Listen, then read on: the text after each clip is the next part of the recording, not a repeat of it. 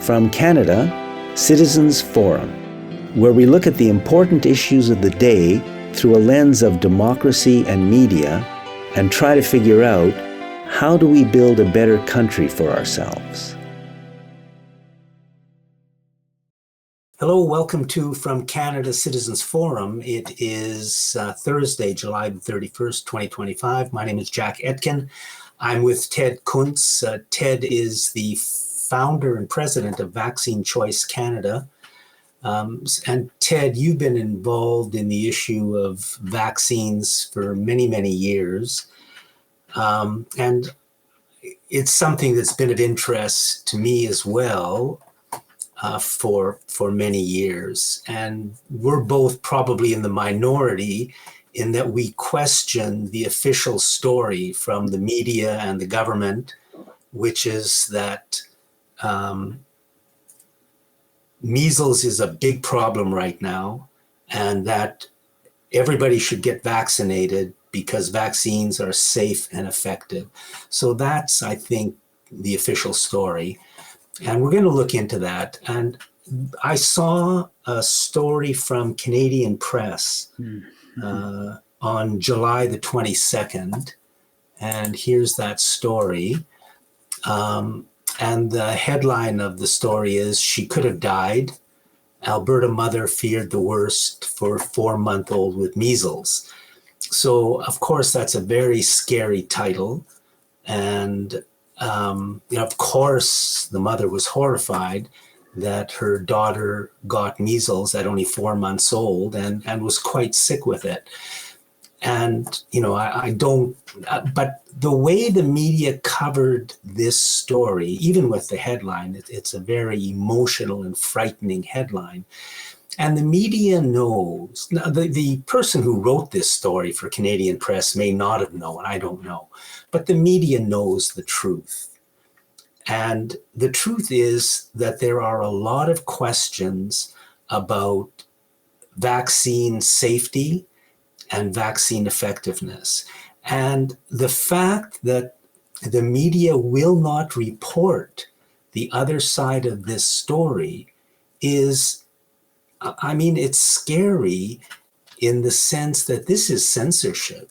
And I don't think it's because the media is concerned with public health or children's health.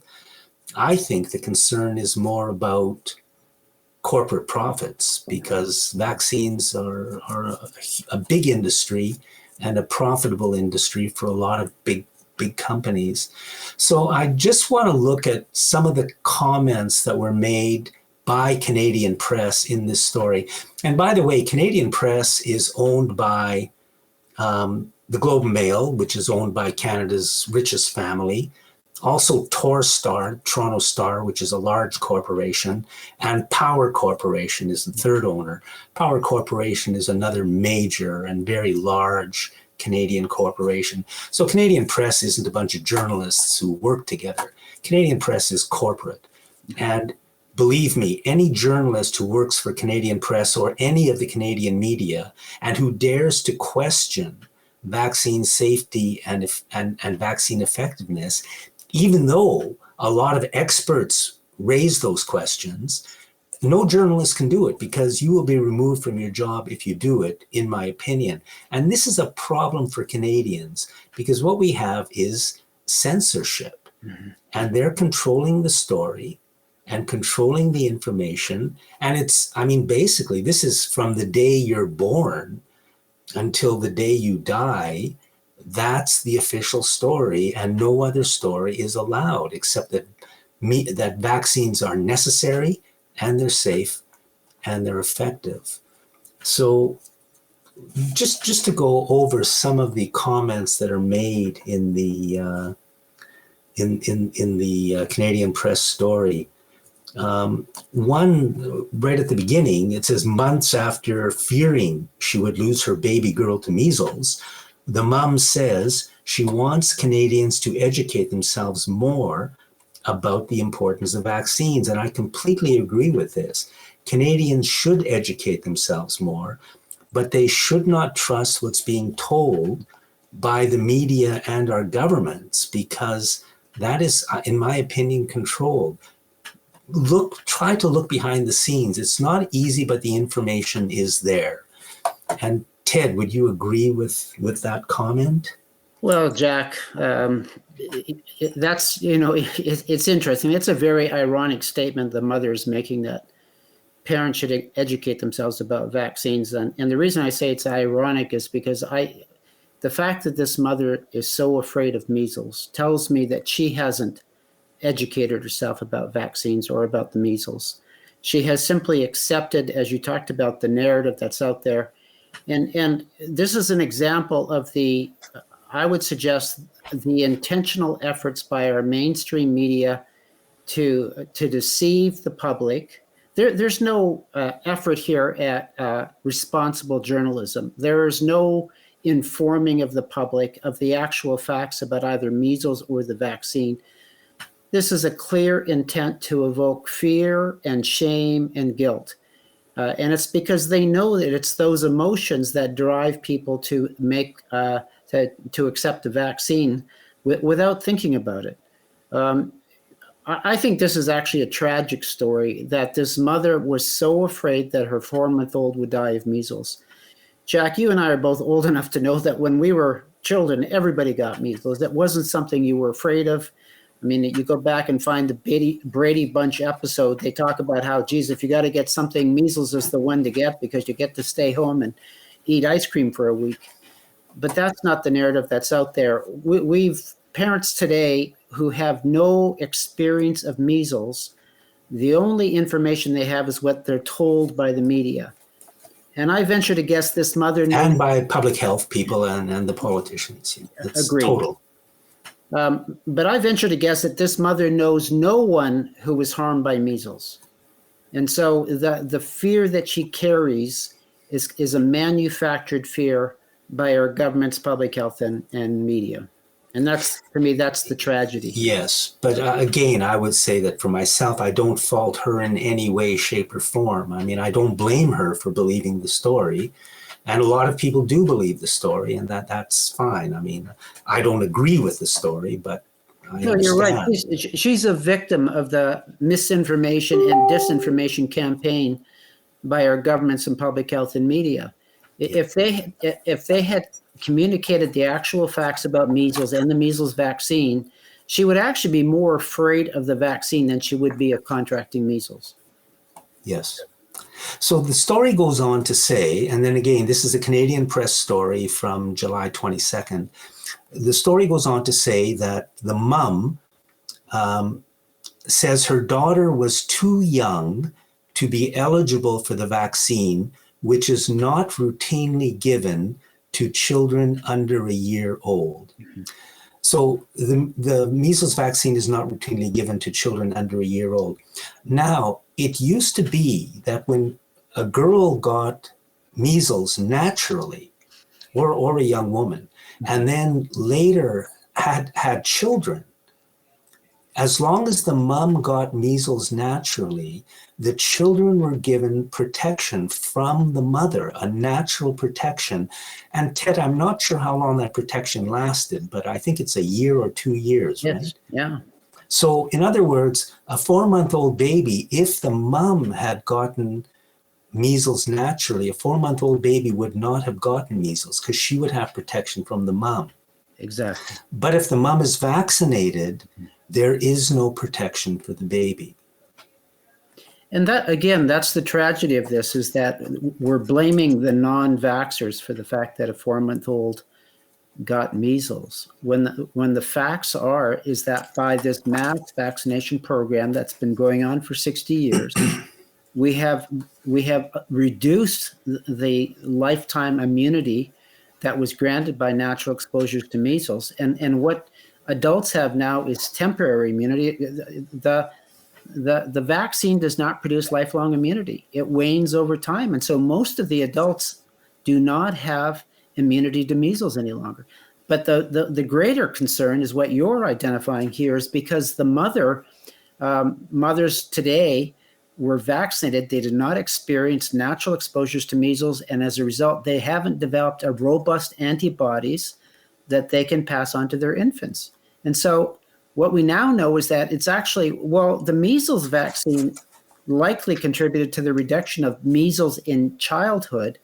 It's actually increased it in adulthood and in infants. And it's actually safer to experience measles in childhood.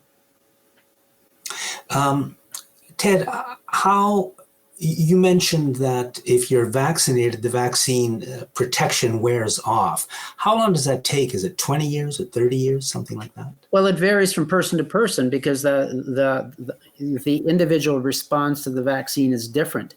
And so it can be anywhere from 10 years to 30 years that it lasts. But what we do know is that eventually it wears off and it gradually wears off, so it diminishes over time. And so the older you are, the less likely you are to have immunity to measles if you've been vaccinated. And in the story from Canadian Press, and again, the media knows that they are only telling one side of the story. Right. And for them to do that and to basically misinform and essentially lie to the entire public constantly about this, I mean, are we as Canadians willing to put up with this? And yes, at the moment, I'd have to say we are, because there's no pushback. But the story goes on to say, the mom feels her baby would not have been infected if more people around her had received the vaccine. But from what Ted just said, it's the exact opposite of that. Because if it used to be that everybody got measles as a child, and everybody had lifelong immunity. So there was no spreading it around. But now, because people who are vaccinated, the immunity wears off after, let's say, 20 to 30 years. So now somebody who's 40 or 50 now is susceptible to measles. And if they're around the baby and they happen to get the measles themselves, they can pass it on. So the story says everybody should get vaccinated in order to protect the baby, but it's actually the exact opposite is true, I think.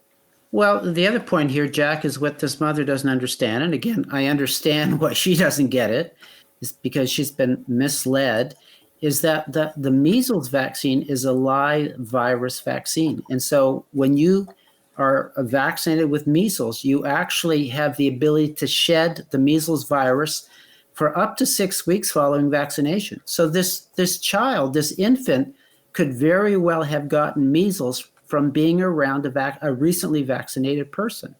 And so, it's just, I want to use the word lies because that's what it is that there's intentional deception happening in this media article.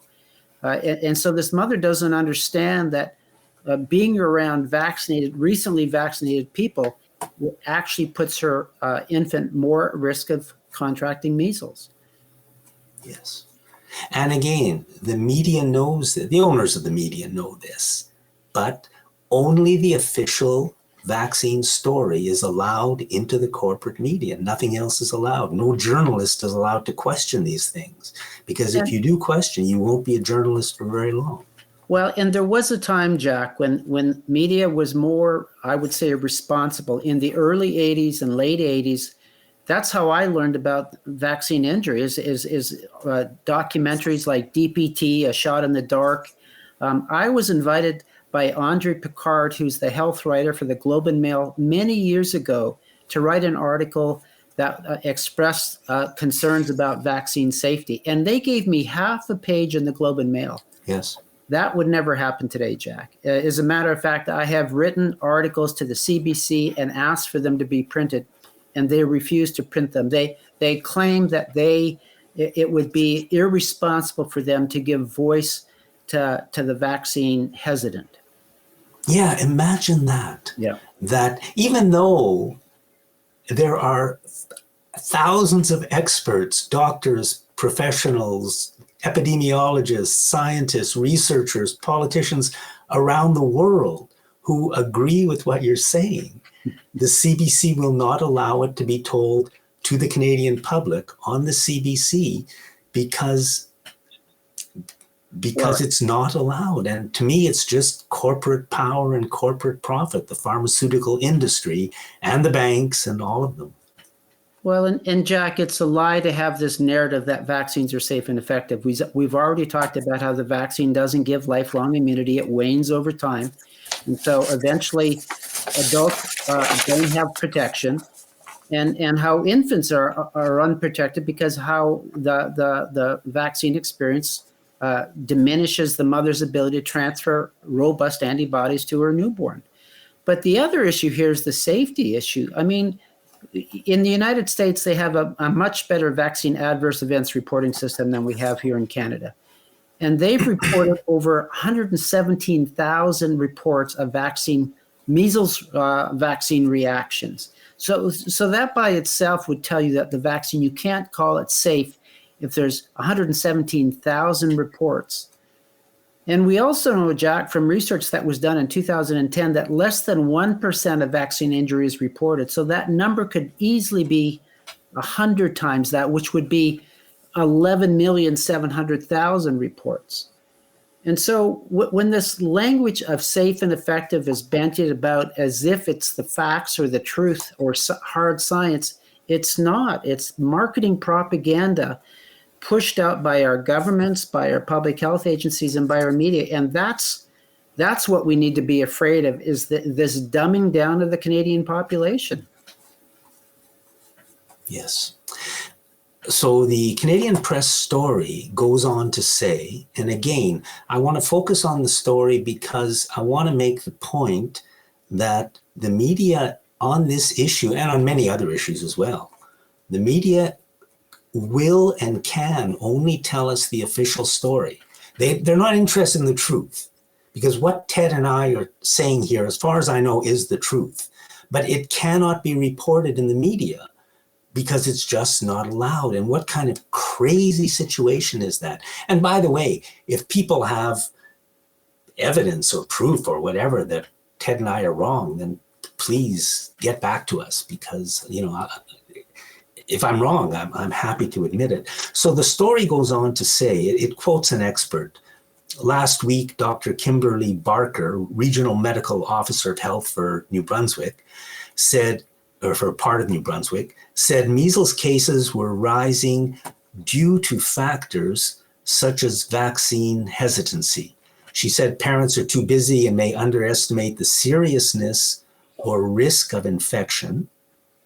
And the expert also says that officials are ramping up immunization campaigns when school starts this September to make it easier for kids with busy parents to get vaccinated.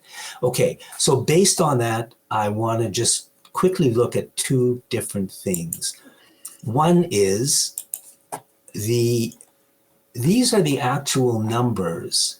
And this is, I've got a graph showing measles, deaths from measles, and Ted has a different one that we'll be looking at later. But the one I have shows deaths from measles in England and Wales in children under 15 years of age from 1850 to 1950.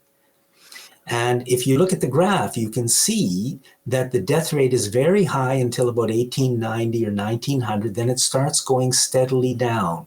And the reason it's going down is because of better public health, a bit less poverty, cleaner water, less poverty, probably more than anything else. And you can see that deaths from measles goes down to almost nothing in 1955. And this is prior to the measles vaccine being developed. Right. So telling us, as they always do, that the vaccine is so important is belied by this graph and this chart, which I first saw in a friend's medical school textbook about 40 years ago. I saw exactly this graph or something very similar to it in a friend's medical school textbook. And that's what made me question all of this in the first place. Mm-hmm. But why is a graph like this never shown by the media, never talked about in the media? If it's wrong, great. Bring out the experts. Let's have the discussion and the debate. But instead, they refuse to show it to and our public health people won't show it either. Jack, you're absolutely right. The mortality of measles declined 98.5% before the vaccine was introduced. Now, the story out there is that measles is a killer. It's not a killer. Our own chief medical officer, Richard Shabazz, a former chief medical officer in Ontario, who said the likelihood of a child in Canada dying from measles is probably 1 every 100 years. But that's not what the media says. The media talks about this killer measles. What we do know, and you've identified this, is that the reduction in mortality was due to a number of factors: better nutrition, clean drinking water, closed sewage sanitation system. Those are, and improved quality of life. You go to a third world country where they don't have sanitation systems, they don't have clean water, they don't have nutrition. There is a high rate of measles deaths. And so what is often misrepresented, they'll talk about, 1,000 children died of measles in 2024. What they don't tell you is all of those children were in some remote area of Africa that doesn't have the amenities that we have in Canada. And so they're lying to us, and they're doing that intentionally because they know if they said, well, we haven't seen a measles death in Canada in at least 20 years, it wouldn't sell the vaccine. Media's job, government's job, public health's job is to sell vaccines. It's not about health. They don't measure health. If they measured health, they would come to the conclusion that unvaccinated children are healthier than vaccinated children. And we've got a chart, Jack, that clearly shows that. It's from the study that was done by Dr. Paul Thomas, a pediatrician in Oregon, who had likely the largest population of unvaccinated and partially vaccinated children in America. And he was challenged about whether he was properly informing the parents around vaccination. And he said, listen, I'll take my data, compare it to the data of the health outcomes of vaccinated children. And in every single case, the health of the unvaccinated child was superior to the vaccinated child. That's not, parents don't know that. Yes, and I'm going to mention a similar research study done by Hooker and Miller. Do you know? Dr. Brian Hooker, I know well. I've interviewed him a number of times. Is he a medical doctor or scientist? Not. He's the parent of a vaccine-injured child, and he did a deep dive into vaccines like I did. Right. And he was the father that was in conversation with Dr. William Thompson from the CDC, who admitted to him in a recorded telephone conversation that the CDC had lied to the public about the relationship between the measles vaccine and autism. Yes, so that's his claim to fame. Yeah. So here this is a study done by Hooker and Miller. It has been published, I believe, in a reputable journal. I believe it's peer-reviewed, and it talks about side effects of vaccinations. This compares totally vaccinated children who have had all the vaccines, to completely unvaccinated children. And I'll just read off what this, and I'm not even saying this study is correct, but how can the media report on vaccines month after month and year after year and never mention these studies? And this isn't the only one. This is one of many, but the government won't do them.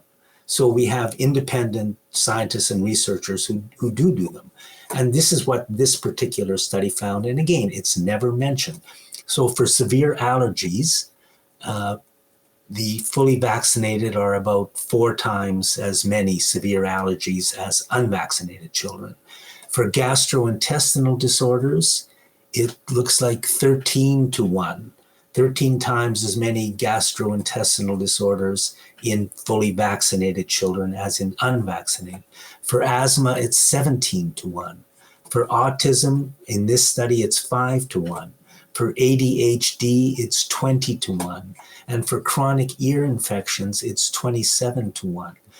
And yet here in this Canadian Press story that we're talking about, they talk about how important it is to get children vaccinated, but they don't talk about the side effects, as if the side effects don't exist. I mean, this is outright,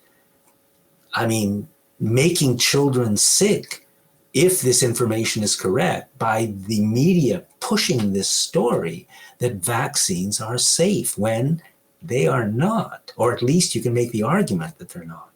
Well, Jack, I'm of the opinion that they're committing fraud, and that it actually is criminal, because the outcome of the fraud is that our children are being harmed and killed.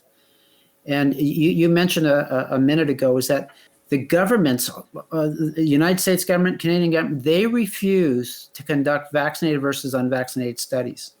You have to ask, why do they refuse to do that? And I would suggest to you that they have done it and they know the answer, and the answer is not favorable to vaccination. There's been a number of independent researchers over the last 10 years that have conducted vaccinated versus unvaccinated studies, which show compelling evidence. And you've identified the Hooker and Miller study. I've talked about the Paul Thomas study. There's the control group study out of 2020. There's the Mawson study that was done in 2017. Every single one of them concludes that unvaccinated children are healthier than vaccinated children. That should cause, first of all, every parent should be aware of those studies. And I'm willing to bet that if a parent saw that scientific evidence, they would stop vaccination today.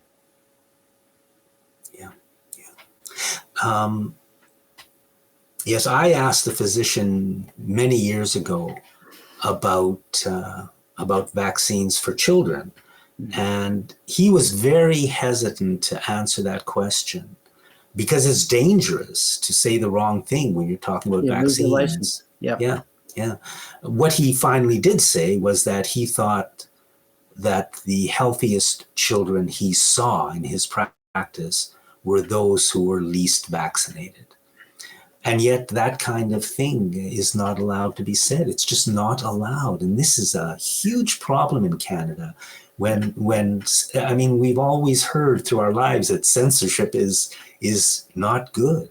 And here we're seeing it. And yet, because so many people fully believe the misinformation, the censorship continues, because it's almost like people don't want to hear the truth. And again, if I'm wrong, then maybe I don't want to hear the truth either, but I think I'm open to it. Well, I think a parent wants what's best for their children. They care about their children. Yeah. And so I believe that with the information parents are given, they will make the best decision. But you're right, is that there's a huge body of information that is being withheld from parents intentionally. This is not an accident. It's not naivety. It's intentional. And the problem with censorship is you don't know what's been withheld. It was only after my son was severely injured by a vaccine shot that I began to do the homework, dug into the scientific literature. I was a graduate student at University of British Columbia and had access to the medical libraries. I saw firsthand the amount of scientific evidence of vaccine injury that is never reported in the media or by governments. Yeah. The other piece of information, Jack, that I want to share with your audience is that, this mother is terrified that her infant will die of measles. And there's as a result of the control group study in 2020, which compared vaccinated with unvaccinated, there was a risk analysis expert who dug into the data to look at the difference in risk. What's the increased risk to a child as a result of not being vaccinated, and what's the risk of mortality of being vaccinated? And that information is actually shocking, because the outcome of that is what you discover is there is not one vaccine that has proven to be safer than the disease condition. So let me say that again. There's not one vaccine that has been proven to be safer than contracting the disease. But even more than that, this risk analysis expert identified the increased risk of death due to vaccination. And, with the hepatitis B, it's 3 times the risk of death. With pneumococcal, it's 5 times. Influenza, it's 9 times. DPT, it's 12 times. Hepatitis A, So 23 times, but so for DTP, which is diphtheria, tetanus, pertussis, with that vaccine, if you get that vaccine or if you're fully vaccinated, I don't know which, you have 12 times the risk of dying as you would from if you actually got one of these diseases. Is that no, the it's the risk of being unvaccinated, because not everybody who's unvaccinated gets the disease, right? right? It's only a small percentage of people that are unvaccinated that contract the disease, and then an even smaller percentage that die. So the question is if I don't, if my child doesn't get vaccinated, what's the increased risk as a result of being unvaccinated? And then what's the increased risk of death of being vaccinated? Right. And with the measles vaccine, it's shocking. It's more than 260 times the risk of death as a result of the measles vaccine. And that's the one very close to the bottom where it says MMR, which is measles, mumps, rubella vaccine. Yeah. And so if this information, and that's what we're trying to do, we've just developed this postcard. We're probably weeks away from beginning to publish this widely. But I believe that if parents saw this postcard all by itself, they would pause and do more homework. Yes, yes. So where can people go if they want to get some information? Well, one place is of course VCC, Vaccine Choice Canada. Can you just give people your website? Yeah, vaccinechoicecanada.com. And so we have, we've got somebody estimated that we have 16,000 articles on that website that we've accumulated over our 43 years of history of being committed to informed consent. So, I suggest to you that Vaccine Choice Canada is Canada's best risk awareness resource that's available. There's some great resources in the States. One of them that I particularly like is Physicians for Informed Consent. So their website is physiciansforinformedconsent.org. And they actually go through every disease condition and every vaccine, and they evaluate the risk as well, and they do it very well. And then, Jack, we've just produced in the last 6 months a new book called A New Parent's Guide to Understanding Vaccination. And our goal is to educate parents so that they make an informed decision, that the decision isn't driven by fear or guilt or shame, which is what that media article is trying to do, but instead says, I'm going to make this decision based on verifiable evidence. And if you go to our website on Vaccine Choice Canada, it's right on the homepage. You can download the book or order a print copy. And I just had a conversation yesterday with a parent who said, as a result of your book, Ted, we made a decision to no more vaccines for our children. Yeah, and that is a very controversial statement to make, right? Because we're filled with fear from early age that if you don't get the vaccines, you're in big trouble. But I really think that for the vast majority of children and adults, you will be much better off if you simply do not get vaccinated.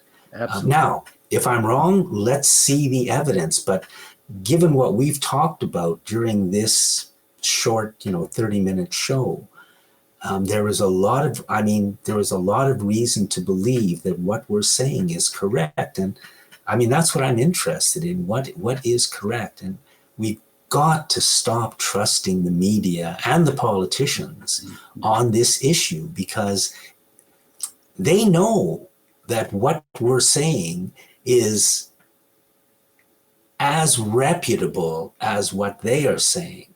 But for some strange reason, Canadians are not allowed to hear through official channels the information that we are talking about. And that is a big problem for us Canadians to face this kind of censorship.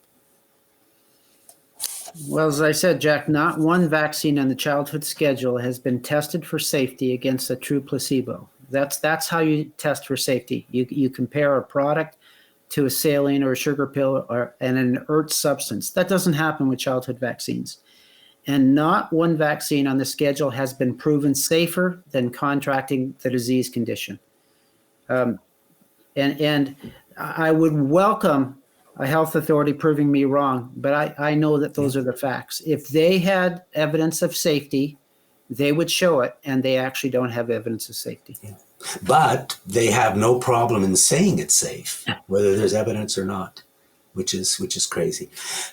Okay, Ted, I think we've kind of gone through this. Any last comment you'd like to make? No, this is an important conversation, and what you're highlighting is how our media is manipulating young parents through fear, shame, and guilt. And to me, responsible journalism doesn't do that. Responsible journalism says, let me give you the information. And I would suggest to you that our media, our public health agencies, our governments are not giving parents the information they need. They're not respecting the authority and the responsibility of parents to make medical decisions for their children. They're coercing them, they're guilting them, they're shaming them. And I find that absolutely, well, more than appalling, I actually find that criminal. Ted Kuntz, thank you very much. And thanks everybody for watching today's segment of From Canada, Citizens Forum.